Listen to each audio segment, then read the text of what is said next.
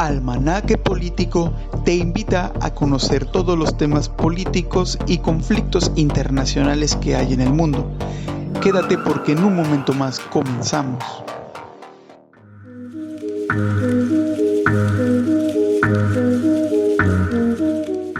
Hola, ¿qué tal? Bienvenidos al primer episodio de Almanaque Político.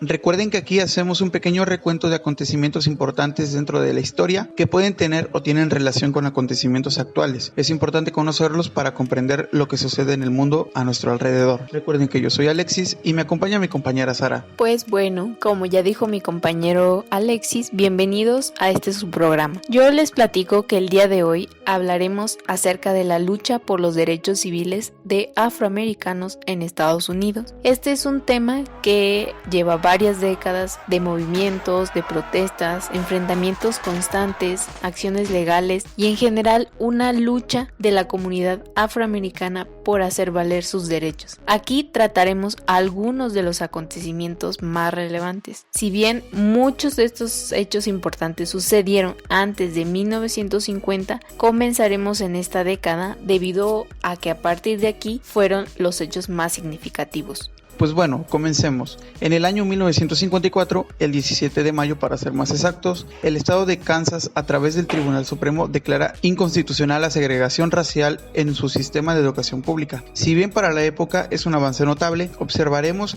que para que los estudiantes negros fueran aceptados en todas las escuelas, como los blancos, tuvieron que librarse muchas batallas. Al año siguiente, es decir, en 1955, ocurrió un acontecimiento que fue trascendente para visibilizar la lucha que se libraba en todo Estados Unidos. Y es que les cuento, nació en Mississippi el adolescente Emmett Till, un afroamericano de 14 años, en manos de dos hombres blancos. Su muerte causó gran revuelo, debido a que sus asesinos fueron juzgados y absueltos por un jurado blanco, además de que no había motivos para haber cometido tal crimen. En su funeral, su madre decidió dejar el ataúd abierto para que todos observaran la violencia ejercida. Por este motivo, su madre tuvo gran atención de los medios de comunicación, volviendo a poner en discusión pública un tema que poco a poco iba cobrando fuerza. En diciembre de ese mismo año, en Alabama, Rosa Parks, una mujer negra, fue detenida por no ceder su asiento a un hombre blanco.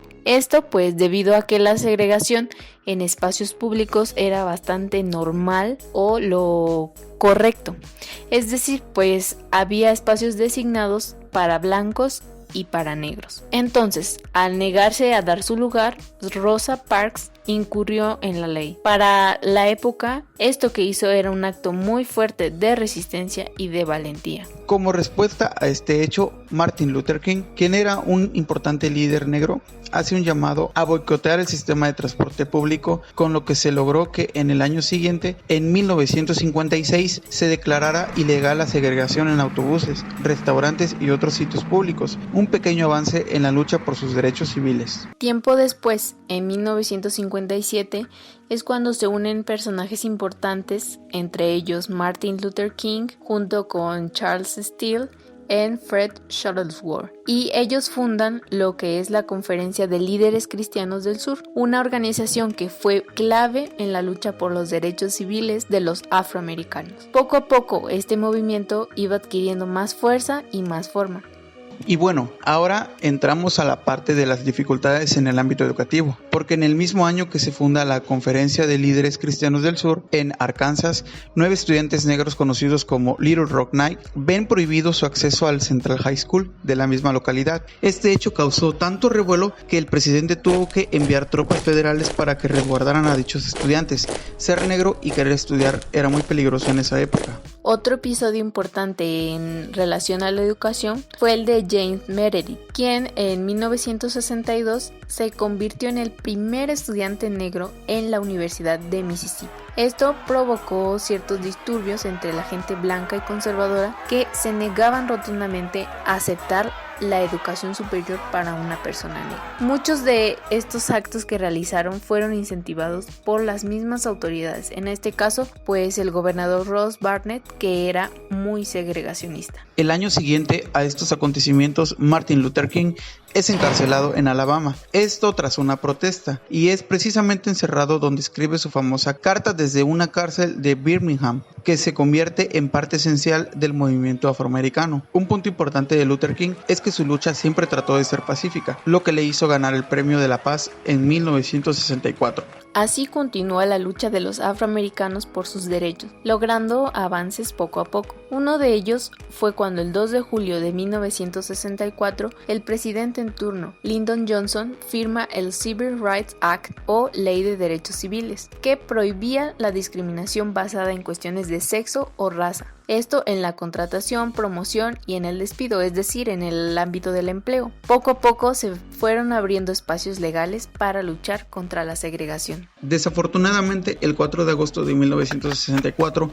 son asesinados 3 activistas de derechos civiles y en febrero del año siguiente corre con la misma suerte el líder negro Malcolm X. A muchas personas no les parecía lo que estaba haciendo la comunidad negra por exigir sus derechos y tomaron duras represalias. Al mes siguiente de este suceso, ocurre el episodio conocido como Bloody Sunday o Domingo Sangriento, en el que la policía deja muchos heridos al intentar detener una marcha a favor del voto de las personas negras. 5 meses después de este episodio, era firmado el Voting Rights o Acto Ley del Derecho al Voto, en el que se declararon ilegales las leyes que restringían el voto a los negros. Este fue otro logro más en su lucha. Otro hecho importante sucedió en 1967 cuando Huey Newton y Bobby Seale fundan en California el movimiento radial Black Panthers o Panteras Negras, que fue un grupo destacado en la lucha por defender los derechos de los afroamericanos. En el mismo año en que esto ocurre, deja de ser prohibido el matrimonio interracial. Desafortunadamente,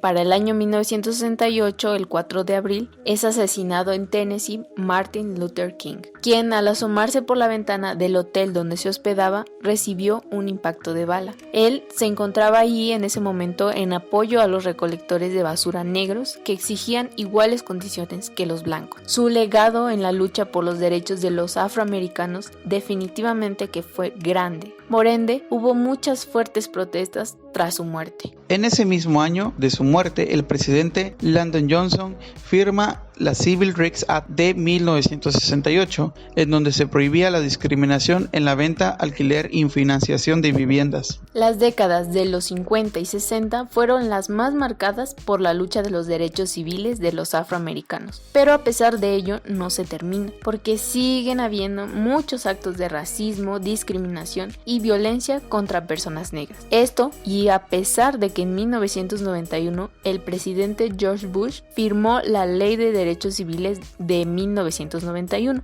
que reforzaba las leyes de antidiscriminación. Pareciera que el racismo, la violencia y la discriminación sufrida por los afroamericanos disminuyó con el paso del tiempo y con la creación de leyes que aseguraran sus derechos, pero aún queda mucho camino por recorrer. Aún siguen ocurriendo actos violentos de racismo y discriminación contra afroamericanos. Por lo tanto, esta lucha para hacer valer sus derechos sigue vigente y es una herida que corre como agua subterránea, dispuesta a hacerse visible ante cualquier agravio a la comunidad. Un ejemplo claro es lo vivido hace unos días cuando el 25 de mayo fue asesinado por asfixia el ciudadano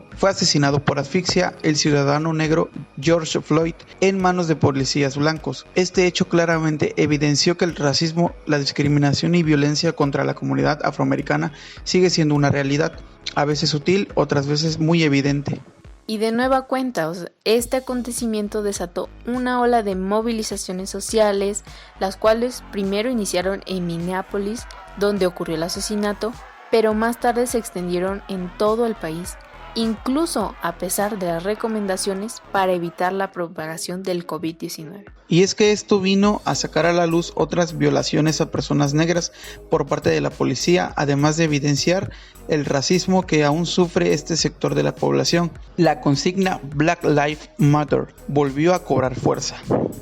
Tienes razón, Alexis, porque al parecer no es la primera vez que sucede algo similar. Son muchas las violaciones que a diario vive la comunidad afroamericana. Quizá no todas tienen el impacto mediático para ser visibles por la comunidad internacional o nacional, pero eso no quiere decir que no existan. Como ya vimos, en el ámbito legal, las leyes de esclavitud y segregación fueron abolidas, pero la mentalidad sobre la que se construyeron aún no ha desaparecido, y es lamentable porque la lucha de la comunidad afroamericana debe continuar. Esperemos que de verdad llegue el momento en el que los derechos civiles de los afroamericanos establecidos en la ley se hagan valer de forma oportuna en la realidad, que el racismo y la discriminación queden en el pasado. Ojalá que así sea, Sara. Tenemos esperanza en el futuro, en nuevas generaciones más conscientes. Desafortunadamente ha llegado el momento de irnos. Los esperamos en la próxima edición de Almanaque Político. Hasta la próxima.